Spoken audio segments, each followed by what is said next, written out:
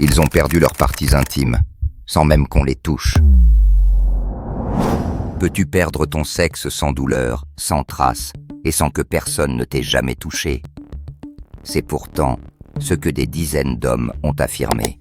Ce n'est pas un film, c'est une vraie histoire, et elle a causé des morts.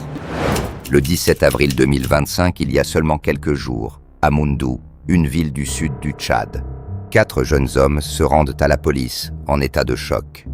Ils jurent qu'on leur a volé leurs organes génitaux, sans violence, sans agression physique. La méthode? Une poignée de main, un regard, un contact dans la foule. Et soudain, plus rien. L'information explose dans les rues, puis sur les réseaux. Facebook, WhatsApp, TikTok, Twitter, tout s'emballe.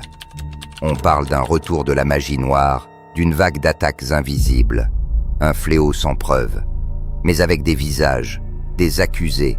En quelques heures, la rumeur sort de Moundou et atteint N'Djamena, la capitale du Tchad. Des dizaines d'autres hommes prétendent subir le même sort.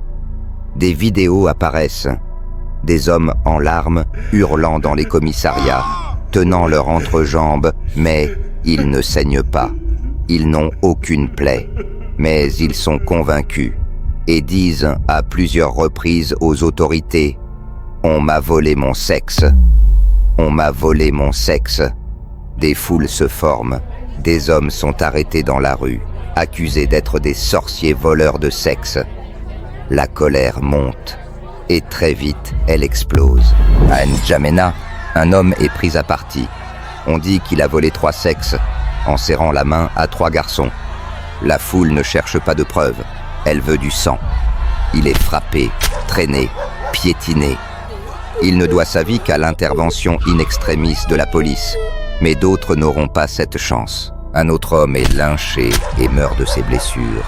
Il est encore une fois accusé sans fondement. Là encore, aucune victime, aucune blessure, juste des rumeurs et de la peur. La psychose est totale. Et les autorités ne savent plus comment calmer une population devenue paranoïaque. Le gouvernement finit par intervenir. Une conférence de presse est organisée. Face aux caméras, 21 hommes prétendant avoir perdu leur